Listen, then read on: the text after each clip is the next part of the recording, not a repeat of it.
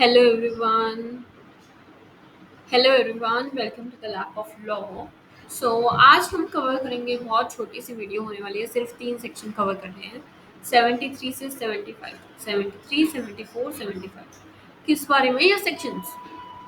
ये हैं consequences of contracts, breach of contract. Breach of contract क्या होता है? आपने कॉन्ट्रैक्ट किया लेकिन वो फुलफिल नहीं हो पाया, दैट इज ब्रीच, टूट गया वो कॉन्ट्रैक्ट।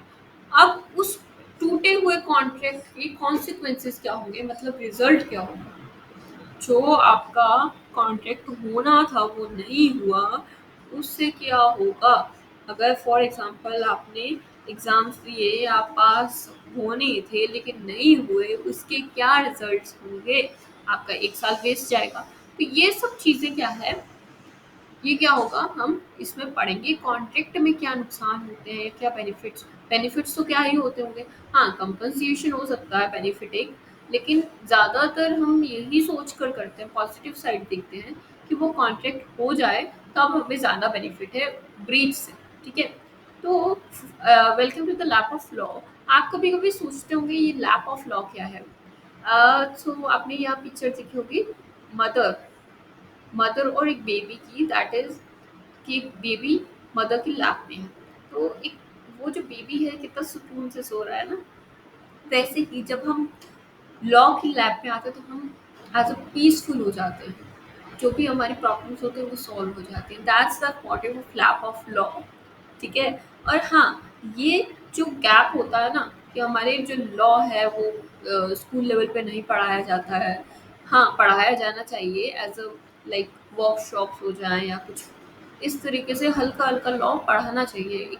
इंटरेस्ट बढ़ जाता है, इंटरेस्ट डेवलप होता है, तो वो उस चीज़ की कमी है। तो एक लैप गैप ऑफ लॉ भी रिप्रेजेंट करता है। और आई होप ये आइडियोलॉजी आपको अच्छी लगी, और बताइए कमेंट सेक्शन में कैसा लगा।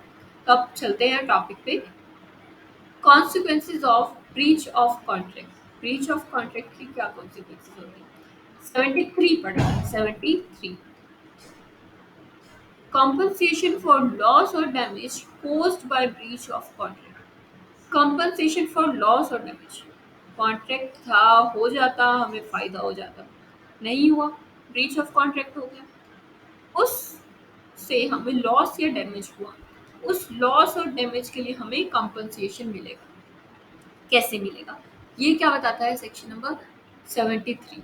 When a contract has been broken, the party who suffers by such breach is entitled to receive from the party who has broken the contract compensation for any loss or damage caused to him thereby, which naturally arose in the usual course of things from such breach, or which the party knew when they made the contract to be likely to the results from the breach of contract. कोई भी contract करता है ना, पागल नहीं होता है, अंधा नहीं होता है। पागल लोग तो कर भी नहीं सकते हैं, ठीक है, अंधे तो फिर भी कर सकते हैं। आई मीन कॉन्शियसली कॉन्ट्रैक्ट में कोई ना कोई एंटर होता है, ठीक है। इस कॉन्शियसली अगर कोई कॉन्ट्रैक्ट में एंटर होता है तो उसे ये भी पता होता है कि मुझे ब्रीच ऑफ कॉन्ट्रैक्ट हो सकता है। ये हो जाए तो बढ़िया है, ना होगा तब भी, तब क्या है, मुझे क्या मिलेगा, कंपनसेशन मिलेगा। ठीक है, such compensation is not to be given for any remote और इनडायरेक्ट लॉस और damage sustained by the reason of the breach.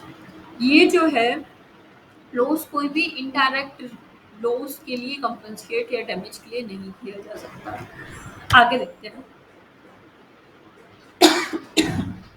Sorry, compensation for failure to discharge obligation resembling dues created by contract.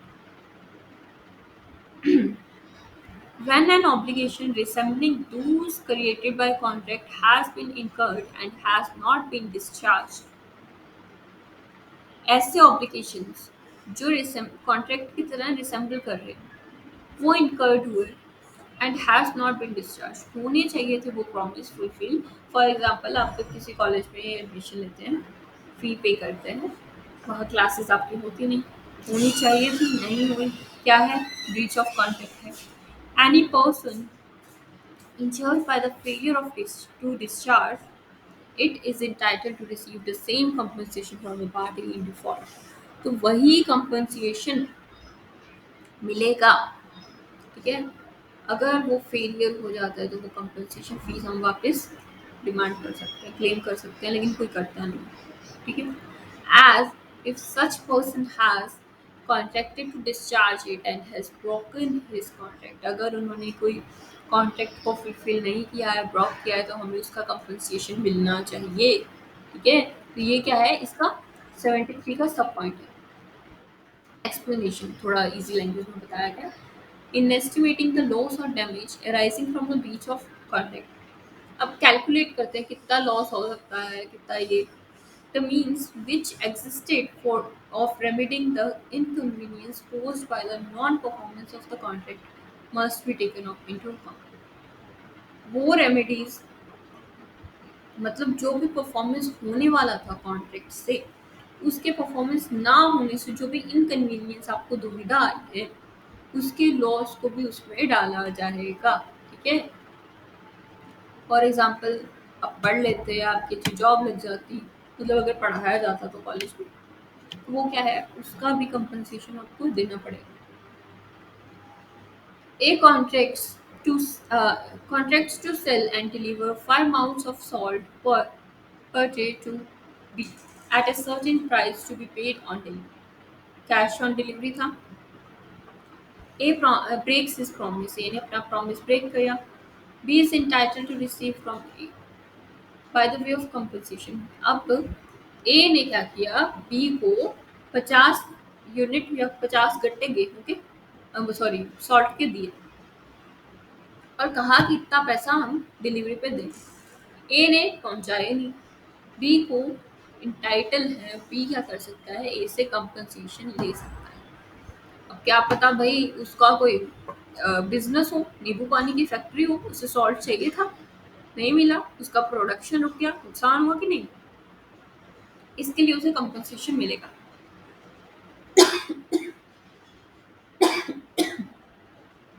आगे देखते हैं। If any by which the contract price falls short of the price for B might be obtained 5 mounts of salt is of like quality at the time which when the soap is ought to be have to be delivered। ठीक है, same चीज है।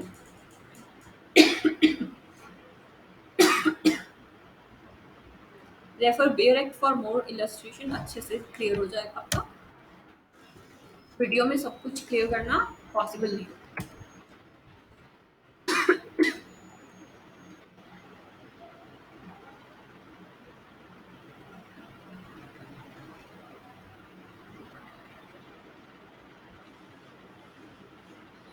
तो section number 74 क्या कहता है, compensation for breach of contract where penalty stipulated for. उस contract के ब्रीच के लिए कंपनसेशन, अब आपको मुझे लगता है टर्म्स समझ आ रही होंगी। एक कॉन्ट्रैक्ट था, परफॉर्म नहीं होना था, नहीं हुआ, कॉन्ट्रैक्ट टूट गया, उसके लिए जो आपको हर्जाना मिलेगा, कंपनसेशन हर्जाना। ठीक है, पैसा मिलेगा उस ब्रीच कॉन्ट्रैक्ट के ब्रीच होने के कारण। वेयर पेनल्टी स्टिपुलेटेड फॉर, उसके लिए आपने पहले जब कॉन्ट्रैक्ट किया, आपने पहले ही कह दिया कि अगर ये कॉन्ट्रैक्ट पूरा नहीं होता तो मेरे को इतना पैसा चाहिए, लिख रखा था। When a contract has been broken, if एक सेकेंड, इसमें पढ़ा तो किया नहीं। If a sum is named in the contract as the amount to be paid in case of such breach, or if the contract contains any other stipulation by the way of penalty, the party complaining for the breach is entitled whether actual damage or loss is to be proved। इसमें उसने कहा अगर breach हुआ contract का, नुकसान हो चाहे ना हो, एक्चुअल डैमेज हो या ना हो, कोई दिक्कत नहीं है। ठीक है, पार्टी को कंपनसेशन मिलेगा ही मिलेगा अगर आपने अपनी ड्यूटी नहीं की तो। Receive from the party who has broken the contract reasonable compensation not exceeding the amount as named of so as the case may be the penalty stipulated. एक रीजनेबल कंपनसेशन, ऐसा नहीं तो तुम पूरा ही लूट लो। ठीक है, वो सब चीजें नहीं चलेगा। इलस्ट्रेशन पढ़ते हैं। ए ने बी से कॉन्ट्रैक्ट किया 1000 रुपए देने का, अगर बी उसे पे करने में असमर्थ रहता है, फेल होता है, उस गिवन डे पे 500 रुपये। ए फेल्स टू पे बी 500 ऑन दैट डे। ए क्या है, उसको बी को पैसा नहीं दे पाता। ठीक है, ठीक है। B is entitled to recover from A such compensation not existing 100,000 rupees. अब उसने पहले कह दिया था कि 1000 रुपये अगर आपने नहीं दिया मुझे तो मैं 1000 रुपये पेनल्टी दूँ। तो इससे आप क्या है, ज़्यादा नहीं बढ़ सकते हो, 1500 2000 नहीं मांग सकते हो, 1000 ही मिलेंगे। As the court considered is reasonable, reasonable होता है, रीजनेबल अमाउंट है। एक और देखते हैं, चलो। अब A contracts with B that if A practices as a surgeon within Calcutta. A जो है बी से कॉन्ट्रैक्ट करता है, अगर A as a surgeon Calcutta के अंदर ही प्रैक्टिस करता है तो वो बी को क्या देगा, 5000 रुपये देगा। A practices as a surgeon in Calcutta. B is entitled to such compensation. क्या है, such compensation के लिए entitled है, मिलेगा उसे पैसा, not exceeding 5,000। अब उसे 5,000 से ज़्यादा नहीं मिलेगा। कोर्ट इसे रीजनेबल कंसीडर करती है। आई गेस आपको ये समझ आ गया। सेक्शन नंबर 50, सॉरी 74 हमने हमने 73 देख लिया, 74 देख लिया। अब देखेंगे, पहले बेयर एक्ट उठाइए, बेयर एक्ट के बिना नहीं होगा आपका लॉ। ठीक है, उससे पढ़िए पहले। Section number 75, party rightfully receiving contracts entitled to compensation. A person rightfully insists a contract is entitled to compensation for any damage which he has sustained through the non-fulfillment of contract. एक person है जिससे entitle किया गया है एक contract के लिए कि उसे पैसा कंपनसेट किया जाएगा, which he has sustained from the non fulfilment of contract. किसी कॉन्ट्रैक्ट के नॉन फुलफिलमेंट से जो भी उसे डैमेज हुआ है उसका क्या है, कंपनसेशन दिया जाएगा पर्सन ए को। ओके, तो उसे एक हक है, राइट है, ठीक है, कि वो कॉन्ट्रैक्ट का कंपनसेशन ले। ये कहाँ लिखा गया है, 75 नंबर सेक्शन पे। ठीक है, क्या है इसमें, क्या दिया हुआ है कि ए जो है एक सिंगर के, ए क्या है, सिंगर है, बी के साथ कॉन्ट्रैक्ट करता है। बी कौन है यहाँ पे, manager of a theatre, theatre का मैनेजर है, to sing at his theatre for 2 nights in an every week during next 2 months।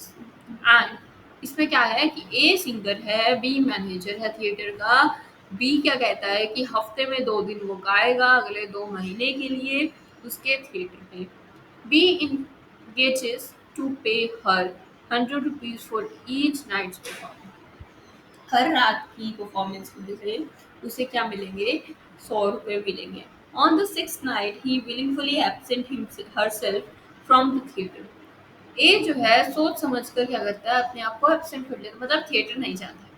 And B in consequences decides the contract. B जो क्या है, उसके कॉन्ट्रैक्ट को डिसाइड्स करता है। B is entitled to claim compensation. जो B है, manager है, भाई सोचो, एक बात सोचो कि अगर वो थिएटर में नहीं जा रहा है, जो भी लोग टिकट लेके आए थे वो तो पागल हो जाएंगे ना, भीड़ को कैसे संभालेगा, है ना, वो चीज़ है, उनका तो कट जाएगा। The B is entitled to claim compensation for the damage. B को लॉस होगा, ठीक है, उसको क्या पता जूते पे पड़ जाए, तो वो कंपनसेशन उस डैमेज के लिए इंटाइटल कर सकता है, which he has sustained from the non fulfilment of contract. कि जिस क्या non fulfilment of contract, contract नहीं हुआ, इसके कारण जो डैमेज हुआ उसके लिए कंपनसेशन को वो क्या कर सकता है, क्लेम कर सकता है। सो आई होप आपको ये वीडियो अच्छी लगी, I hope you enjoyed. So the end, and अपने फटाफट रिवीजन करें हमेशा की तरह। तो कंपनसेशन फॉर द लॉस और damage caused by the breach of contract हमने पढ़ा, कंपनसेशन मिलेगा अगर ब्रीच ऑफ कॉन्ट्रैक्ट होता है तो। Failure of compensation for failure or discharge obligation resembling tools created by contract। ठीक है, कंपनसेशन उनको भी मिलेगा अगर कोई फेलियर हो जाता है किसी ऑब्लिगेशन को डिस्चार्ज करने में। एक्सप्लेनेशन हमने पढ़ ली थी अभी, ठीक है, पढ़ी थी ना, ओके। स्क्रीनशॉट ले सकते हैं अभी इस टाइम पे आप। इलस्ट्रेशन है, illustration please please please pay से और पढ़ लेना। सेक्शन नंबर 74 क्या कहता है, compensation for breach of contract where penalty stipulated for. इस बार इसका भी पढ़ा हमने। जो भी पेनल्टी है वही ज़्यादा रीजनेबल ले सकते हैं कंपनसेशन, उससे ज़्यादा नहीं, ठीक है। तो यहाँ इलस्ट्रेशन पढ़ा 75 का कह रहा है, अभी भी पढ़ा हमने। पार्टीज का राइट है कि वो क्लेम कर सके कंपनसेशन को, ठीक है, फॉर द नॉन परफॉर्मेंस। अपने हमने इलस्ट्रेशन के बेस्ट इलस्ट्रेशन का मैंने यहाँ पे लिखा है, बाकी आप ज़रूर पढ़ें, ठीक है। So like share subscribe comment below your feedback, कैसा लगा आपको ये वीडियो और ये चैनल, ठीक है। सो आई होप आपको अच्छा लगा हो। जय हिंद, जय भारत, एंड पढ़ते रहिए, keep smiling, keep learning. Bye bye, जय हिंद।